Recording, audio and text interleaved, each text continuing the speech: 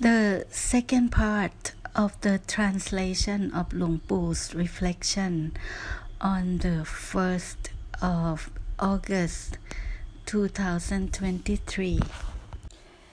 To awaken to the Buddha's Dhamma, we must see on everything according to their true reality, and to see everything at the ultimate level. When we can truly see the reality of all and everything, we will gradually able to release all fixation.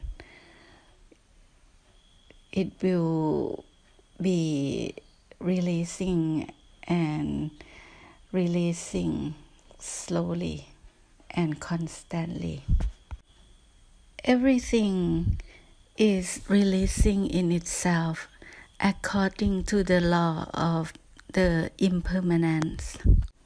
Luang Pu has one visitor yesterday, and this visitor has some suffering that she shared with Luang Pu.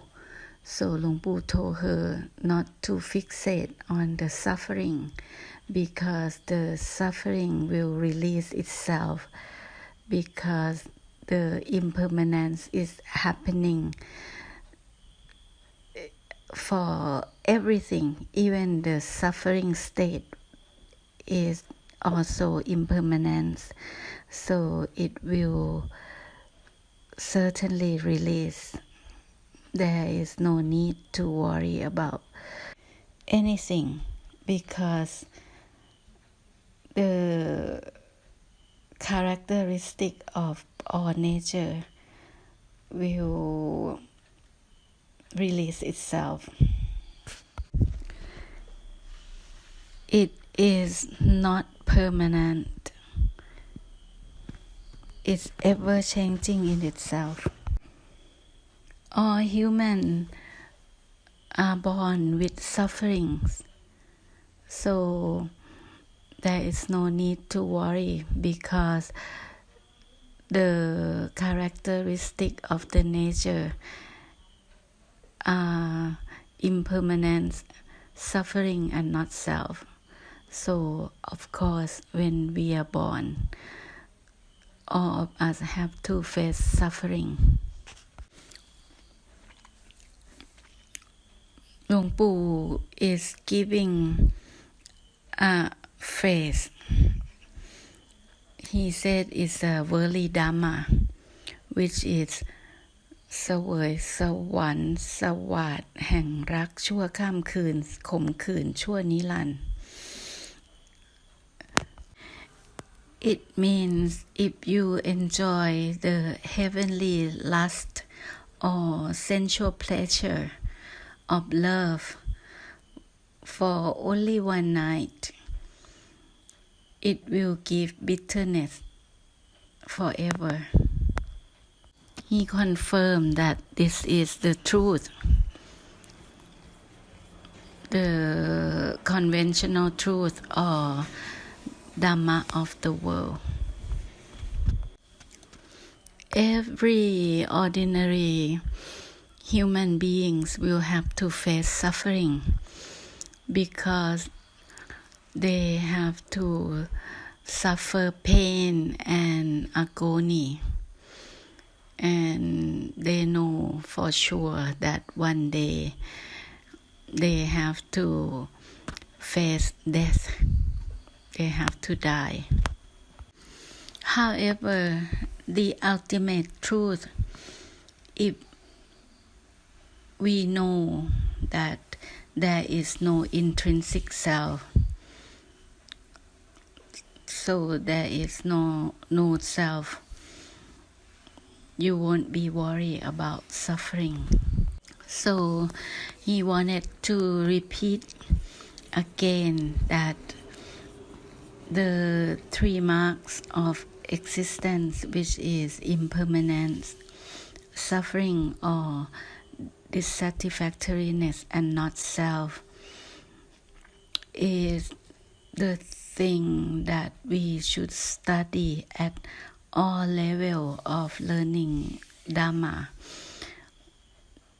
The first stage is to learn the principle of Dhamma, like academic learning, and second is to practice Dhamma, and the third is to achieve the attainment of Dhamma practice. Anyway, the Anicca, Dukkha, and Anatta will be included in all levels of your learning. Even in the Buddhist scripture or the Tipitaka, it says that the Buddhas have taught 84,000 different topics, but all of his teachings were pointing at these three characteristics of all and everything. The Vietnamese and the Chinese audience that was in front of Luang Pu on that day, they came all the way to Thailand, all the way to Pa Sam Yot to learn Dhamma. So Luang Pu turned to Manning and said to her, even though we are tired, even though we want time for ourselves, even though we are not 100% in giving help and support, but since they have come all the way, let's provide all the support for their learning. With loving kindness and compassion, let's have sympathy and compassion for one another. Then Luang Pu recited a poem. It says, I live in the midst of dusty defilement and muddy ground, but both my leaves and flowers are still floating above the water and able to welcome the light. When Luang Pu wrote this poem, he was practicing alone in the forest. But now we are living in Rompotitham Temple. We must help in harmony, like coming hand in hand to help our temple to make it beautiful and clean and ready to welcome those who seek for the truth, who would come to the temple. So we must take care of our temple well. We may seem like living amongst the defilement, just like the lotus has to be born from the mud, but we can bloom beautifully like lotus flower that transcend beyond all the defilements and bloom and awaken to the light. We can also share our blessings and help others by sharing the truth of Dhamma to those who come later. Let's make sure that you are not focusing on blaming and accusing others or blaming the environment. Only reflect on your own being, your own way, and rectify yourself. Clear the defilement within yourself without finding fault in others or in the circumstance or environment around you. If you aim to find fault externally or outside of yourself, you will not survive walking on this spiritual path or the Dhamma path. Whatever happened to you or whatever happened around you, you disregard on everything. Only reflect on your own reaction toward all the things happening around you and rectify yourself, purify yourself, cleanse and be empty among all and everything. It is not a mysterious thing. It's very simple. Dhamma is not much for us to learn. There is not much to do for following the path of Dhamma.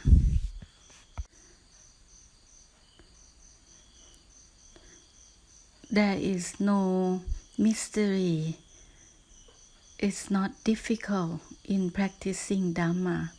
Even that you are able to travel millions of light years, it's still not mysterious. You only need to internalizing, focusing on seeing the things that arise within you and purify and cleanse all the defilement.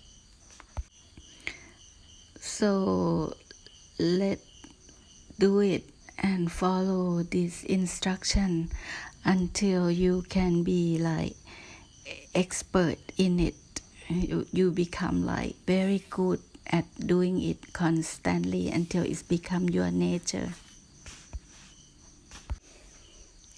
And don't forget the great theory that Luang Pu gave, which is the theory of relativity.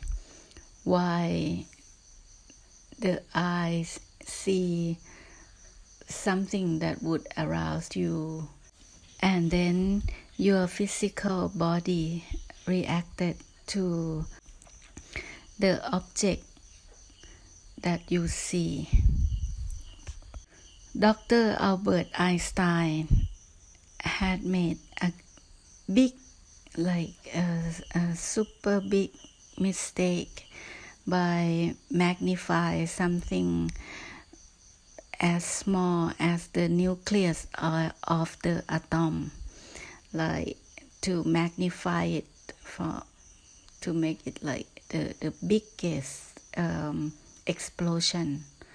So he said that was the mistake, to make something tiny or something small becoming big.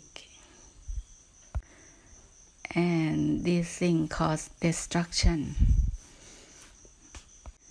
It's the origination of something very destructive.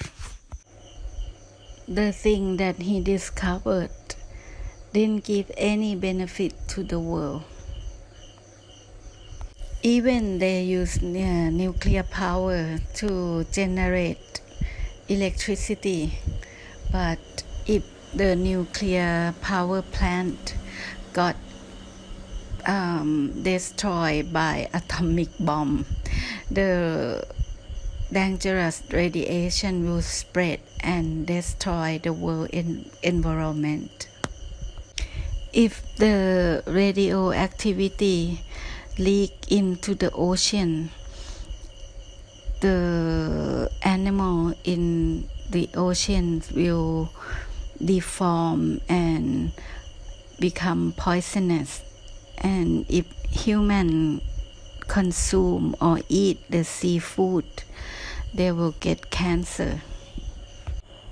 So Dr. Albert Einstein, who announced the theory that was used to develop into something destructive, he felt regretted until the day he died. Even though Dr. Albert Einstein has enlightened to the first level of enlightenment, which is the stream enterer, the first stage, he still suffered from the regret until the day he died. The reason that enlightened people can still feel sorrowful is because he is not yet fully enlightened, not yet the Arahant level. The first stage of enlightenment means that he was awakened to the truth, but he still have like remaining karma that would make him reborn into the physical world for a few more lifetimes. However, หลวงปู่ praised Dr. Albert Einstein that he is superb. He is one of the best men ever in the past history, and he would still be like superb. No one can beat him in terms of intelligence, and cannot beat his discovery even in the future. So หลวงปู่ also praised him. The world is being destroyed by human. Only human that can destroy this world and the world environment. They will continue using the scientific discovery to create weapons and other things that would destroy the world environment, like destroy deep down the earth and ocean, and even destroy the atmosphere, like space level, and nothing can stop it. Global warming has resulted in making the world like become so hot, like boiling hot,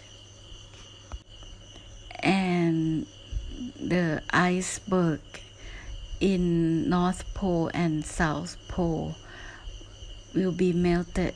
It is melting now.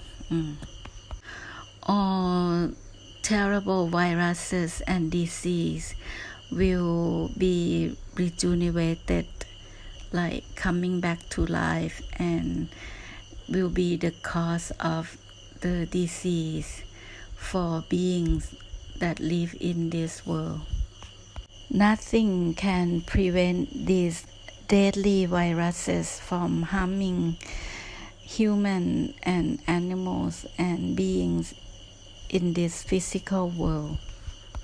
However, it is predicted in Buddhist scripture that for those who uphold Dhamma, who practice Dhamma and follow Buddha's Dhamma, they will be the ones who would survive this harm and danger. Then หลวงปู่ asked the audience, if you are living at Rombodhitham temple and you don't practice Dhamma, you are not upholding Dhamma, do you think you will survive? And all of us say, no, we won't. Luang Pu say, of course you will not survive. You will be dead. You will be destroyed. Even before the world got destroyed. You will have to suffer the suffering. You will be burnt from fire of suffering. If you still indulge in sensual pleasure, then you will be bitter forever. So according to the prediction, it is very frightening, very fearful. So in order to survive the disaster, we must practice Dhamma. We will survive being condemned to hell. Hell means suffer state or woeful state. Luang Pu could not remember which year he got ordained, but he remembered that the war, Indochina War, ended 1974, and he got ordained after he came back. The Thai supreme monk or the patriarch was his preceptor. Then he turned to Chaba, one of the audiences, saying that he also became a patriarch by his follower. They made him and gave him the title of inofficial patriarch with a red scarf. So Luang Pu said that he survived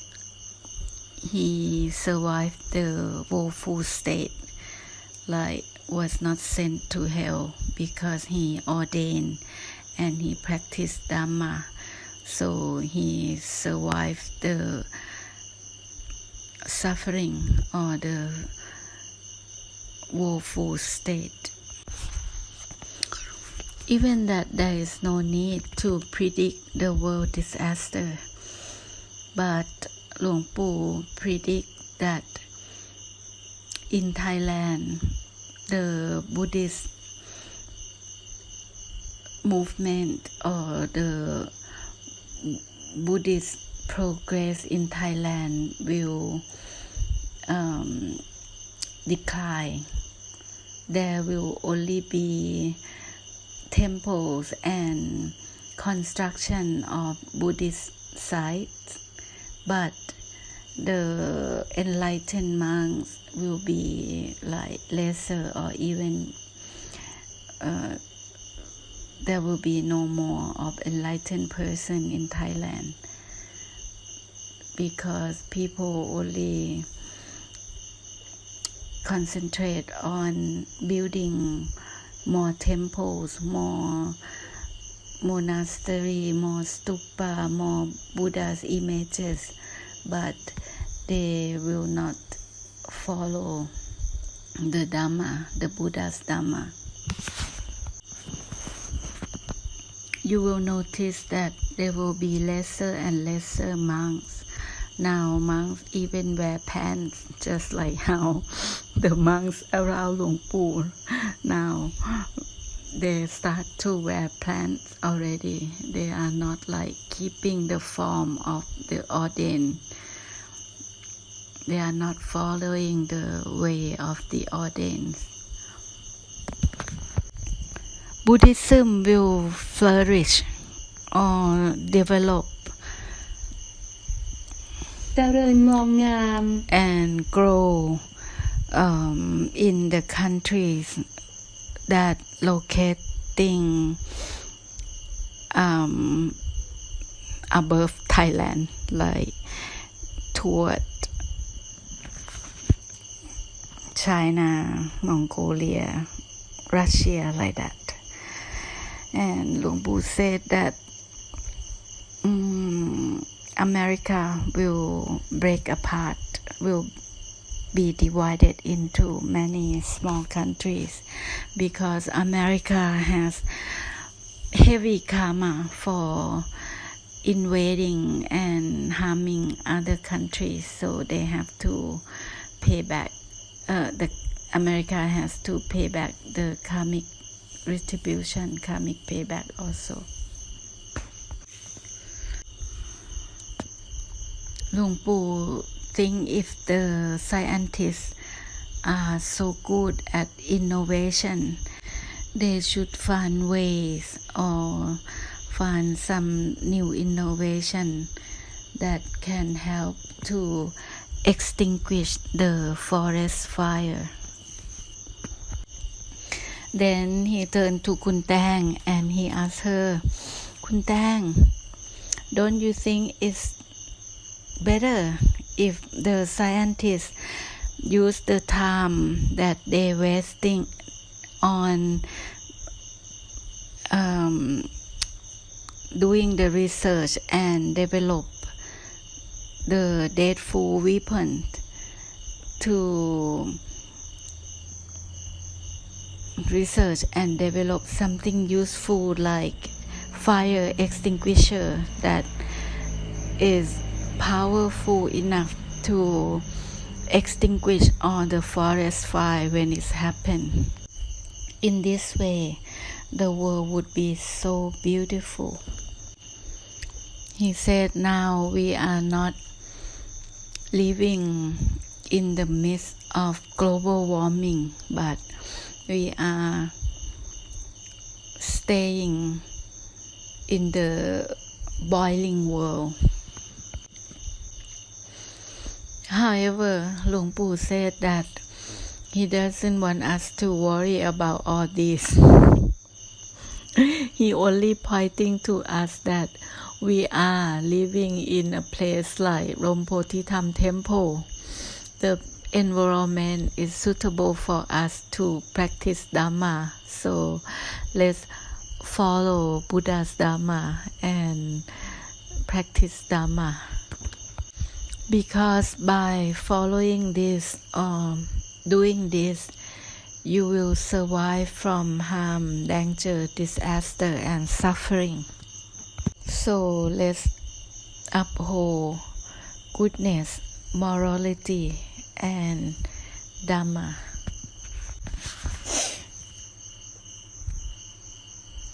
If you practice Dhamma, there is no need for someone to give you warning when disaster happen.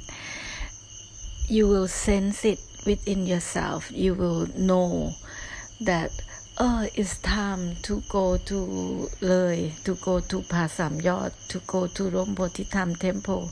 You just have that urge coming, like arising inside of you. หลวงปู่ said it's called Kam Nimit, means it's like the sign that happen from the karma or the action of practicing Dhamma. Your good karma will give you the sign to escape or to evacuate or to be safe in some way. You will be safe because of your own good karma. You will feel that the place you are staying is burning. It gives you like discomfort and you just want to leave the place that would be in danger. So หลวงปู่ come back to tell us not to find fault in others because there are still people who practice burning karma, like the karma that will result in discomfort, like they will be behave in like bad conduct and it gives them suffering. Don't blame them for being bad or doing bad because the burning karma that they are doing will bounce to you. If you are focusing at them, you will feel like you are burn as well. So if you see anyone doing bad conduct, just disregard their behavior. Don't point our fingers and blame them or curse them or talk about them being bad. Otherwise, it will be us that is bad by doing that bad conduct, criticizing their bad conduct and behaviors.